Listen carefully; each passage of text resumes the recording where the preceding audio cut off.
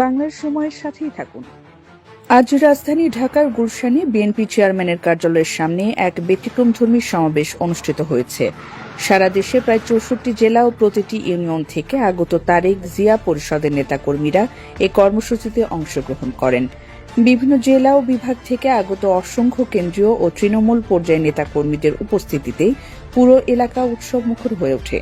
তারেক জিয়া পরিষদ দেশনেত্রী বেগম খালেদা জিয়ার অনুমতিক্রমে ২০০৮ সাল থেকে ধারাবাহিকভাবে রাজনৈতিক ও সামাজিক কর্মকাণ্ড পরিচালনা করে আসছে।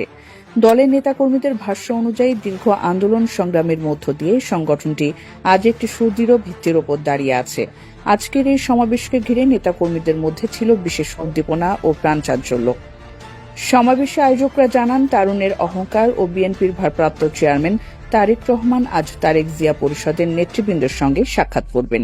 এই ঘোষণায় কর্মসূচিকে আরও তাৎপর্যপূর্ণ করে তোলে। সমাবেশে বক্তব্য রাখেন সাবেক ছাত্রনেতা ও তারেক জিয়া পরিষদের আহ্বায়ক আমিনুল ইসলাম সোহাগ। এছাড়াও বক্তব্য দেন কেন্দ্রীয় যুগ্ম আহ্বায়ক ড নাসিমা ইসলাম চৌধুরী বৃষ্টি সহ সংগঠনের অন্যান্য কেন্দ্রীয় নেতৃবৃন্দ। বক্তারা বলেন, তারেক রহমানের নেতৃত্বেই দেশে গণতন্ত্র পুনরুদ্ধার সম্ভব। আগামী দিনে তারেক জিয়া পরিষদ রাজপথে আরও সক্রিয় ও কার্যকর ভূমিকা পালন করবে বলেও তারা আশাবাদ ব্যক্ত করেন।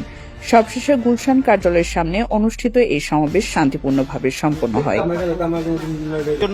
আমাদের অবস্থানটা ওনাকে একটু বোঝানোর জন্য আজকে আমরা তারেক রহমানের সাথে দেখা করার জন্য সবাইকে নিয়ে আসছি।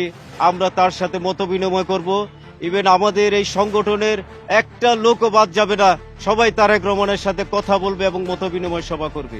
আমরা আমাদের তারেক জিয়া ভাইয়ার সে ৩১ দফা শুধু আজকে নয়, যেই দিন থেকে উনি এটা দিয়েছেন সেই দিন থেকে আমরা প্রতিটি ঘরে ঘরে প্রতিটি এলাকায় যার যার এলাকায় আমরা এটা বিলি বন্টন করেছি, আমরা কাজ করেছি এবং আমাদের মনে হয় আমরা প্রত্যেকটা আসনই আমরা পাশ করার আমাদের সম্ভাবনা আছে।